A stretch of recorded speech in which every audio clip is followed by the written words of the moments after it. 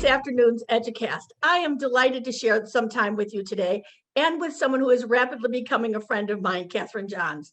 Catherine Johns' name may be familiar to you from WLS Radio, where she used to do the news. Once you hear her voice, you will know who she is. She is currently doing a great deal of consulting, a great deal of confidence building. And in fact, the name of her book is Show Up and Shine, Simple Steps to Boost Your Confidence and Charisma. And in today's day and age, couldn't we all use a little bit of confidence and a lot of charisma as we're zooming through the world? Catherine Johns. Catherine, you've done a wonderful job. You were at our Leadership Institute and you were mesmerizing. Our people just loved all the things you had to say. And what we were talking about that day is we were talking credibility. And I've gotten pretty good at building credibility in front of a classroom. I know how to do that. But these days, people aren't doing it in person anymore. They are needing to build credibility just the way we are today on Zoom. Can you talk a little bit about some of the ways that that's possible to be able to do that?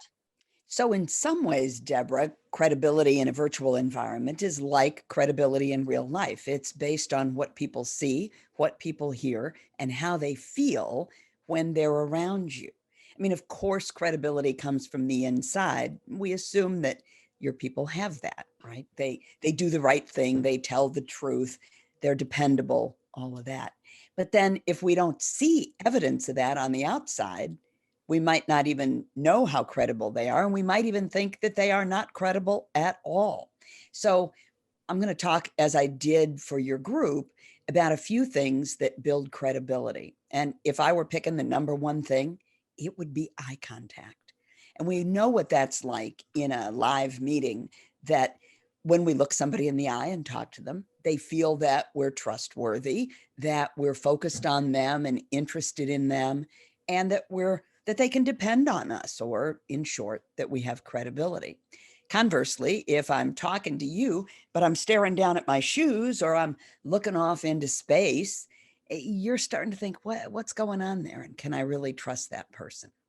Same thing happens in a virtual environment, but of course, the person isn't here to make eye contact with. And so we have to use the camera. The thing I hear from my clients over and over is, I hate talking to the camera. I don't like talking to the screen. It's not the same when you can't look at people and you can't see people. So it takes practice. The way we use eye contact in a virtual environment is, the way I think about it, Deborah, is look through the camera as opposed to at the camera. And just imagine that the person you're talking to is right there on the other side. Now, this is relatively doable for me because I had years of practice back when I was in radio. I was talking all the time to people I couldn't see. They couldn't see me. They weren't in the room with me. They were, on a tractor in Samanok or something like that, or in a car on the Eisenhower, or in their kitchen making dinner. But I imagined them right on the other side of the microphone. And I talked through the microphone just as if I were talking to somebody on the phone, which we all have experience with that. You talk to somebody on the telephone and you don't think of it as talking at the phone or to the phone. You're talking to the person. The phone just is the vehicle to get your voice to their ears and their voice back to yours. Think of the camera and the mic in your computer the same way. Catherine, one of the things that I've done, and it seems to work pretty well for me, is I can show you a little bit. I changed where my computer sat. Yep. And I made my camera eye level to me. So many people, I see them doing this or this, that just the simplest thing of, I have a box underneath my computer that puts it at the right level so it always looks like I am looking at the screen. I use a styrofoam wedge that I got at the physical therapy place, Physical, that I go to, that is actually meant to be doing calf raises or something, but it raises the computer really well and puts it at a slight angle. So I like to have the computer just about at eye level, maybe slightly above, and then look up at it with my eyes, but not my face. So I think about it this way: charisma, which is an important element of any conversation and presentation, especially when we want to be persuasive. Charisma comes from eyes, not from chins. So what you did earlier, when you tilt your head back like this, I see people do this all the time, and I see it especially on Zoom. And often we interpret that as somebody being snooty or looking down their nose at us. I actually think it's not that. I think it's a pulling away because people are uncomfortable. I think it's a disengaging when I pull back from somebody like this compared to Like this. this. So think about it as I tell my audiences when I'm working with people around presentation skills in a room, full frontal eye contact. That means your face is a spotlight. You shine it on your audience. When we're working virtually, our face is still a spotlight and we shine it through the camera. I like that. I like that very much. It's a good image. It's a good image. And really, I think you're so on the money with so many people are uncomfortable and they don't know what to do with their hands. And we had I was in a presentation this morning and the presenter, who was wonderful, said, I have such a hard time because I'm a guy who walks across the stage. I'm a guy who talks with my arms and all this. And I watched him just struggle to kind of do this. Yeah. And you could tell that this was not his natural, you could tell this was an unnatural position, even though he was wonderful. You could tell this was an unnatural position for him. Well, he's somebody that needs to meet me. You should make an introduction. Yes. But I think he's not alone. A lot of people feel uncomfortable. And it may be that I have an edge because I was in radio for so many years. I was doing my work just like this, sitting in front of a microphone in one spot, talking to a group of people who I couldn't see and they couldn't see me. So for me, it feels pretty natural. I am aware that for most people, it doesn't. And so a couple of ways to think about that. One is to watch the people you admire on television. Mm-hmm. Who do you know that's really good on TV? And notice what they do. Now they have what they call a wider shot. So typically we're not seeing just their face and shoulders. Right. We're seeing their desk and maybe even their co-anchor at the same time. And so they can do more movement. I encourage my clients to move their hands at least, or arms, even if people can't see it. I think gestures are helpful communication tools, and it's useful sometimes to bring your hands up to camera level so that you can use them. But even if people can't see them, the very movement that you do energizes your voice, and we hear it even if we can't see it.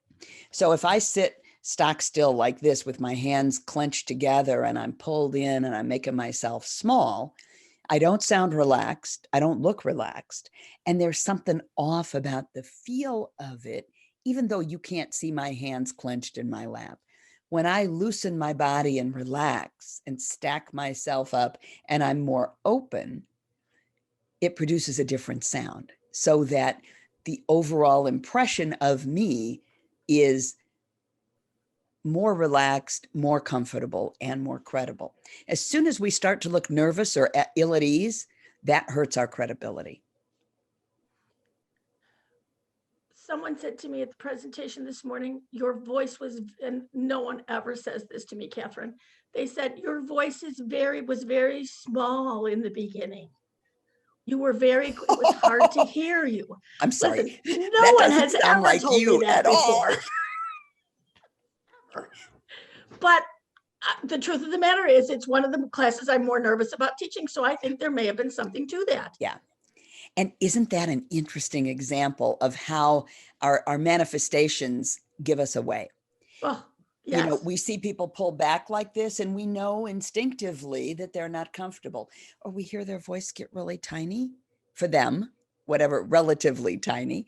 And we hear that they're uncomfortable. And so especially if the people you're speaking with know you, if they have some other experience with you, they have a means of comparison. Mm-hmm. And so what they're thinking is, she doesn't quite sound like herself this morning. Mm-hmm. Yeah. And you're right. That does, when we sit down relaxed and comfortable in front of the laptop or the phone or whatever device we use, and we speak naturally to people, we boost our credibility and we sound more comfortable and relaxed. Can you give me 3 things and I'm first to admit, this is a new class that I'm doing. I'm not normally nervous about, I'm sure, doing classes. A little more nervous about Zoom, but not even that. But could you give me 3 things that I could do on a day that I'm feeling either out of sorts because sometimes I'm just out of sorts, off the money. There are days I'm just not on my game. I can feel it when you wake up, you're not on your game. A couple of things I could do before I start that would help. So the first thing I'm going to say is breathe, because when we get uncomfortable, the one thing that happens is our breathing gets constricted. But we're not even thinking about it or paying any attention to it, but we start clenching or holding our breath. So arrange yourself in a chair or standing and breathe all the way down into your belly. I find it helps to move. So when I'm uncomfortable or nervous or ill at ease about something I'm about to do, it's like the energy is trapped in my body. And I feel that might manifest as redness in my chest or my cheeks, or a sense of a knot in my stomach.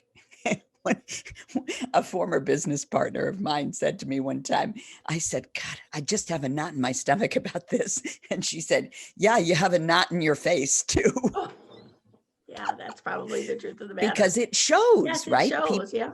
Yeah. So people pick it up. So if you move, do some jumping jacks, in all seriousness, or even don't jump, but just move your arms up and down, pump your arms a little bit. That gets the oxygen flowing, that gets the blood flowing. And then you sit down and do your work, and you have a different, more relaxed sound.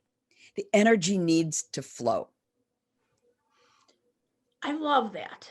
I'll have to do that. I'll have to go walk around my house like crazy before I do Yeah, this again. even that. It Even really, that. seriously, it'll make a difference. I used to pace in the classroom. I would pace and I would burn off energy like that. But this sitting still makes it far more challenging. Yeah. So burn some energy before you sit Beforehand. down. All right. Yeah. And that allows the flow again. And then anything that constricts energy will diminish that sense of fullness and richness in our voice and diminish our credibility. So when you sit, you want to stay open across here. So that means for me, I have a tendency, and I've noticed this when I watch replays back, that I get excited and I get engaged with somebody and I start leaning in. Well, pretty soon it can look like I'm looming through the screen at them. That's not attractive. And so I try to remind myself to keep my back in touch with the back of the chair. So I don't get, once in a while, lean in briefly, but I don't get so like this, where I'm sort of thrusting myself through the camera, because that is off-putting to people. So I remind myself back here, stay in touch with this. And that also helps my body be more relaxed and more open. And all of that lends to this credibility that we're talking about. One of the lovely things that I noticed that you did when you presented for us, Catherine, is you immediately got the audience involved. You did not, and I'm just going to say, you did not bring a PowerPoint that they had to look at. You did not go into speaker view where you were on the screen and everybody else was little teeny tiny. You kept everyone on screen. Why is that? Because the work that I do, I know that most speakers use speaker view and they use PowerPoint, and I'm working on a presentation. I'm actually going to do PowerPoint. This is a big adventure for me because I hardly ever use it. The work that I do is more practical, interactive. I want people to see me, but I also want them to see each other. And I think in a group like your leadership group, they benefit from what they see and hear of each other as much as they benefit from what I say. I want that sense of community. I want that sense of mutual support. And I think I can get it better with the screen on whatever that is, gallery view, as opposed to speaker view. It's much easier for me too then, because you may have noticed that sometimes I waited for somebody to volunteer and speak, and sometimes I just called on people. And that is a risk for a speaker, because it can happen that people are unwilling or unable to participate. Most of the time, I find what people need is an invitation. And so when I mention somebody, or I acknowledge, maybe I saw them nod, or I saw them shake their head like they didn't agree with what I said. When I acknowledge that and invite them into the conversation, it enriches the experience for them and for everybody else. I've started to experiment with goofiness. And I don't know that goofiness would be the best way to talk about credibility. But now often I will start my meeting and saying, this is the question of the day. What do you think? And not because I really am deeply concerned with who their hero was or where they'd spend their $1 million I gave them or any of those things. But I find if I can go around the room and they have to answer, the rest of the day, they talk more. There's a reason they call those icebreakers. Yes. Right? Because they do, in fact, break the ice. People Yes. come into a meeting, and especially this is true when people don't know each other well. They're not a team that works together every day. They're a group that gathered for a workshop or a seminar or class or whatever. And there's a certain constriction for people. And that's true in a room, but it's also true on Zoom, maybe more so on Zoom. And so anything that invites people to enter into the experience is helpful. And it does, you can see people kind of let go Yes. after an experience like that. And then they feel much more, their body is more open. And we can assume that they are also more open up here to take in the information that we're going to offer and the conversation we're going to have. I actually think icebreakers, which we did all the time when we were in the classroom or we were live, I think that's evaporated on Zoom. It's almost like people don't want to take the time to because it's a little harder because you have a little delay because people have to unmute themselves and it's a little more challenging. But I think honestly, it's more critical on Zoom than it really is in the classroom. In the classroom, at least they can turn to another person and say, did you hear what that girl said? Or something like that. They can't do that with this. Yeah. So the icebreakers, I think, are incredibly important. And depending on the size of a group, I've seen speakers use the chat box for that. So rather than go around the whole group, it works if you have 12 people. If you have 42, yes, that would be very time consuming. So you can have people put something in the chat. What do you hope to learn today? What's your favorite TV show? Whatever a question it is you're answering. For me, and this has something to do with just personal style and individual taste, I'm a get down to business kind of gal. And when I get in one of those webinars where somebody's going through like it's romper room saying, I see Susie and I see Tommy and oh, good, Jimmy is here. I hate that stuff. And it feels like it wastes my time. So my preference is to jump into some business. So when I do a workshop on the similar material that you and I did as for your leadership group, usually I start with something concrete and then I back up a little bit to an icebreaker or something informal, or what is often known in the learning and development racket as housekeeping. I don't ever call it housekeeping because who wants housekeeping? Who wants housekeeping? Yes. When instructors say, well, start with some housekeeping. So, but sometimes you do need to tell people, put your screen on speaker view or gallery view. Be sure to mute yourself until you're ready to speak. Put something in the chat box. People need, it's setting a frame for the experience, and they need that. My preference is to say something meaningful first, then sort of step back to the housekeeping. So here's an example. When I was in radio news 100 years ago, I worked, as you know, at WLS. Nobody came to WLS for the news. They came to WLS for the super jock, right? For the DJs and the fun and the banter and all of that. So the assumption is news is a tune out. Knowing that, would I start out and say, I'm Catherine Johns, here's the news? No, because you would hear buttons pushing all over Chicagoland, right? As people skated off to some other station. So instead, the way to start is, you won't believe what the mayor said today. I'm Catherine Johns. Now, this morning, Mayor Daley, it was Mayor Daley back then. It was Mayor Daley, yeah. Right. But you get the idea. Give them a little tidbit that gets their curiosity up or captures their interest. Then mention that, oh, by the way, this is the news. Does that make sense? I love that. Yes, I love so that. I tend to start things the same kind of way with that in mind. What's your favorite thing to talk about? The stuff we're talking about right now. I'm sort of changing things around. What's your favorite thing to talk about? Deborah, I love talking about presence. And I think of it as executive presence or personal presence, or, we framed it as credibility, but it's the same set of tools, if you will, that take us to a result with a little maybe different twist or spin. And I have been speaking about this for a long time, and I could easily speak about it another long time because I think it's fascinating. I've seen people change, I mean, literally like transform their careers by doing something really simple, like learning how to do eye contact. I worked with a corporate client not too long ago, who was on the bubble, whether she knew it or not, because she was so bad at these executive committee meetings. And she had been promoted to a job that involved contact with people that she hadn't before regularly met with.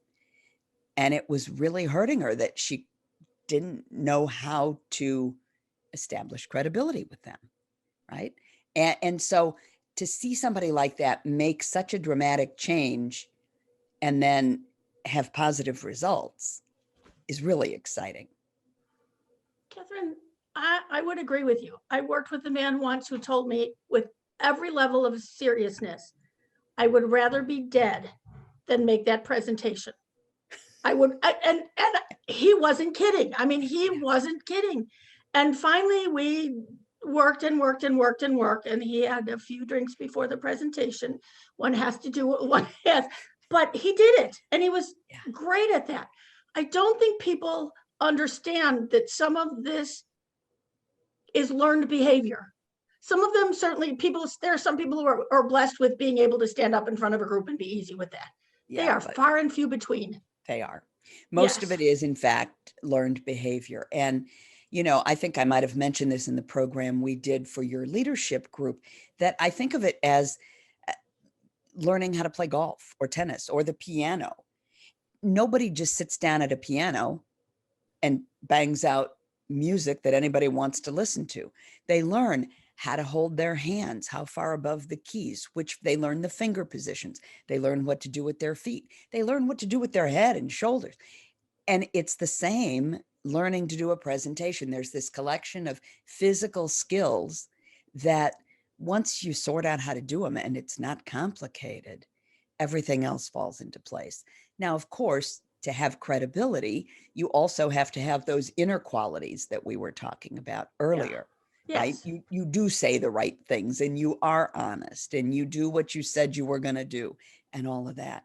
But once adjusting the packaging is so much a part of it, and that part is not difficult. It just takes practice and somebody telling you what to do. Often people have no idea. So I had this client one time whose habit was to finish your sentences with you. It was the most irritating thing. And she was kind of clueless about why people didn't seem to engage with her or want to be connected to her. Like she felt like people didn't like her. And it wasn't that she wasn't likable. It was that whatever you were saying, you'd get halfway through the sentence and she would say the rest of it with you. Irritating. And she didn't know she did it. Oh, I know I do it. When I mentioned it to, is that why you're looking away? Yeah, that's why I'm looking away. I know I do that. Yes. So I try to be careful of that. And being careful of it is smart because it irks people, right? It makes you seem like a know-it-all, or really the feeling I get when somebody does that is they're just cutting me off. They don't want to hear the rest of what I have to say. They're rushing on to the next thing. So because she didn't know she did that, and she was genuinely surprised when I brought it up, I said, all right, how about this? You close your mouth and I'm going to talk, and don't move your lips until I tell you to. And so she closed her mouth and I talked. And in a minute, she was like, yes, I believe it was so cute because all of a sudden it brought home to her it made it clear what she typically did, which was start talking before the other person was finished. And so did it take a little bit of practice to get over that? Yes, it did. But that one experience of awareness of what her habit was and the impact it had on others was life-changing for her. Catherine, I want to tell you how much I've appreciated you being on screen with me today. You've done a wonderful job. Are there any final words that you'd like to share with the people who'll be watching? Yes, here's the thing. We talk about how to hold your hands, what to do with your face, how to pitch your voice, and all of it matters in the way we're perceived and how much credibility people think we have. And at the same time, credibility is also connected to being real and being who you are. I tell my clients often what your audience wants most from you is you. And so I want to temper everything I said with sort of a fundamental principle that you want to show up in these meetings in real life or on Zoom and be you and let your natural self shine through. So think about it as the things we talked about are kind of akin to getting your hair done or putting on a little makeup. They're not structural facial surgery. They don't change who you are. They just nibble around the edges enough to sort of polish things up and make sure that you're perceived the way you want to perceived. Catherine, again, thank you. It was so nice to have you today. It is my pleasure, Deborah. I want to thank Catherine Johns for spending some time with me. It is always a pleasure for me to spend some time with someone who is worrying about being credible and having lots of charisma, which she does. I want to share with you a couple of things that are coming up at the association. We have some CE classes coming up. One of them is talking about service animals, which has been a big issue, as all of you know, both in rentals and in condominiums. Please take a look at our Sunday newsletter. It's our Sunday newsletter that tells you what's coming up in the week ahead and any other interesting stuff that's happening that you should be aware of that you can plan for your week in advance. Something else that's happening that I think is going to be very interesting. We have someone, and some of you know her already. We have Julia Joseph, and she's going to talk about something that I'm really committed to, and that's talking about fine finishes or luxury finishes. I think it's important we who work on higher up on the shore and in high-end homes really need to understand the difference between a Kohler faucet in a $100,000 house and what might be appropriate kind of bathroom faucet in a $3 million house. And Julia's going to put together a presentation that talks just about that sort of stuff. I think, we all know Julia, and Julia is fascinating to begin with, but I think she's going to do a great job doing that. So take a look at our calendar, watch the newsletter, and I hope you have a great weekend. Thanks.